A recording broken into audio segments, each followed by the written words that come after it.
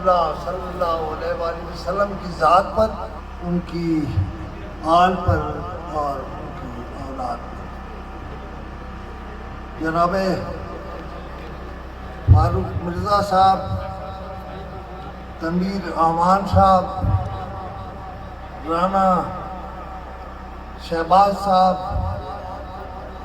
حامد کاہلو صاحب، عمر بٹ صاحب اور سردار ساجد جتوئی صاحب۔ اچھی بات یہ ہے کہ جو تقریب کا صدر ہوتا ہے اس کے ساتھ بڑا ظلم ہوتا ہے۔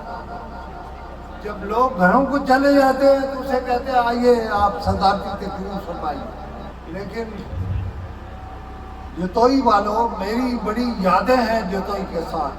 اور فاروق مرزا صاحب جو کہہ رہے تھے کہ میں بڑا جڑوں گا، میں بڑا جڑا ہوں جتوئی کے ساتھ۔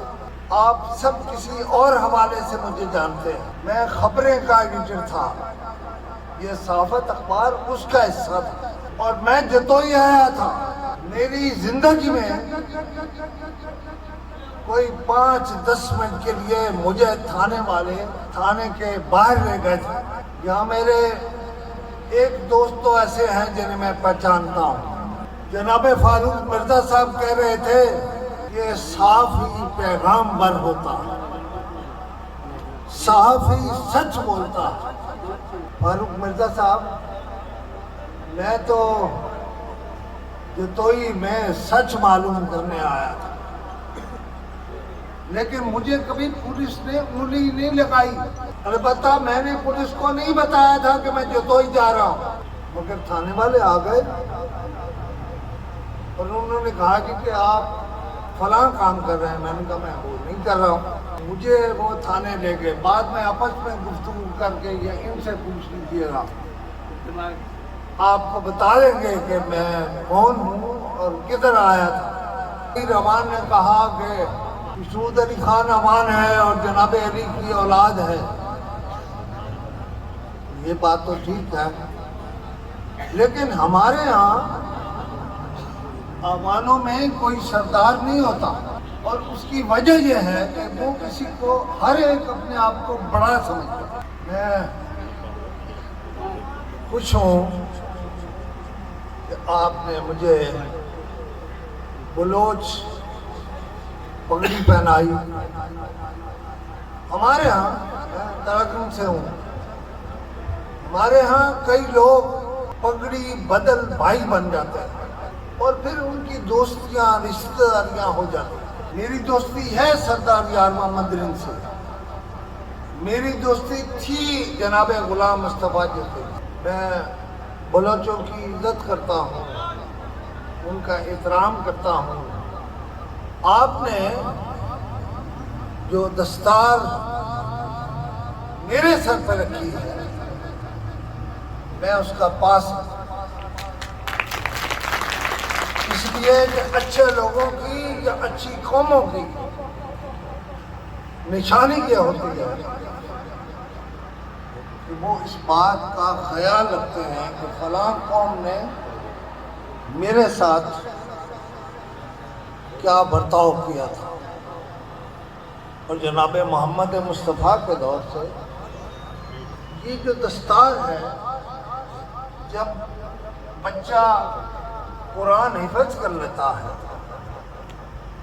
تو اس کو دستار فضیلت ملتی ہے۔ مجھے آپ نے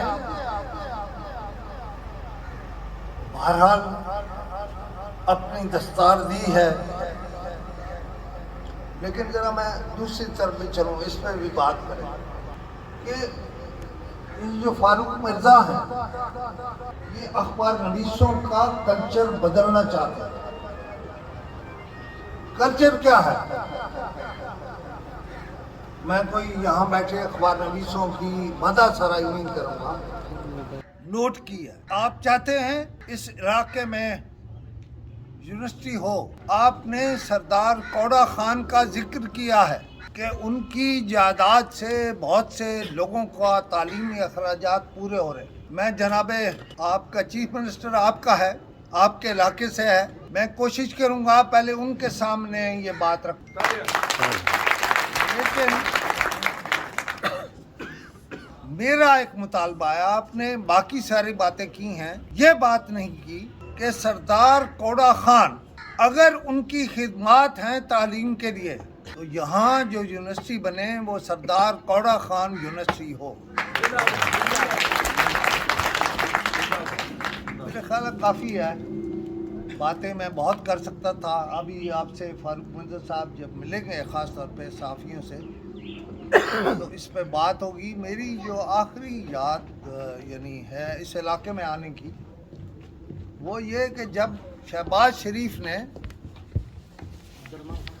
مظفر گڑھ کا ہاسپٹل بنایا تو میں نے بعد میں پوچھا شہباز شریف سے، میں نے وہاں خطاب بھی کیا تھا، انہوں نے بلوا لیا تھا مجھے. میں نے ان سے پوچھا کہ یہ جو فلاں مشین ہے ہڈیوں کی ولاسٹی کے سلسلے میں یہ واقعی وہ کام کرتی ہے جو آپ بتا رہے ہیں؟ انہوں نے کہا کہ یہ کرتی ہے.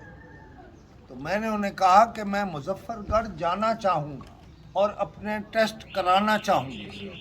لہذا میں بالکل کسی کا طرفدار نہیں، میں کوئی سیاست میں نہیں ہوں، میں اخبار نویس ہوں، میرا اسی سے سب کچھ چلتا ہے. لیکن سچی بات یہ ہے جس دن افتتاح ہوا تھا، اب مجھے نہیں پتا، اس دن ایک بہت اچھے ہاسپٹل افتتاح ہوئی. اللہ کرے کوئی ایسا آئے جو آپ کا سب سے بڑا مطالبہ سردار کوڑا خان یونیورسٹی کے حوالے سے اس کی تکمیل کر دے. بہت شکریہ. بہت. لیکن ذرا میں دوسری طرف بھی چلوں، اس پہ بھی بات کریں کہ یہ جو فاروق مرزا ہیں یہ اخبار نویسوں کا کلچر بدلنا چاہتے ہیں. کلچر کیا ہے؟ میں کوئی یہاں بیٹھے اخبار نویسوں کی مدح سرائی نہیں کروں گا، بلکہ مجھے معلوم ہے سسٹم کیا ہے، ہم کیا کرتے ہیں. ہم مالکان اخبارات یا مالکان ٹی وی یا مالکان چینل اپنے علاقائی نمائندے کو وہ اہمیت نہیں دیتے جو ہمیں دینی چاہیے. فاروق مرزا کہہ رہے ہیں، میرے ساتھ بات کرتے آئے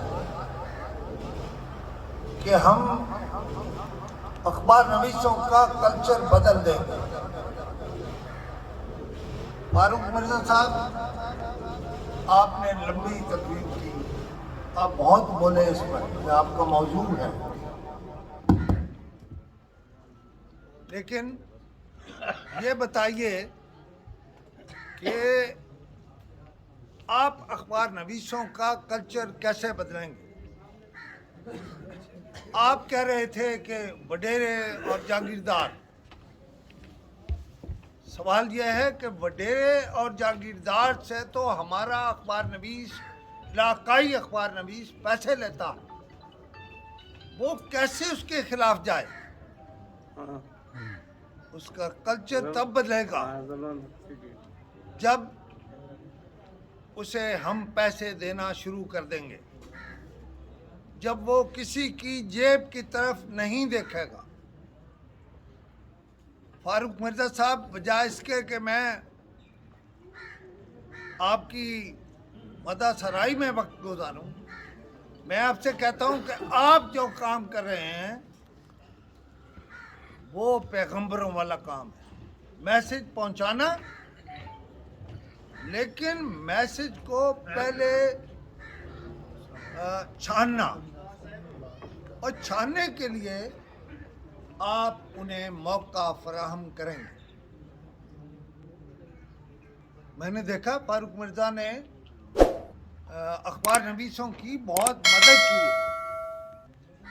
انہیں بہت، حتیٰ کہ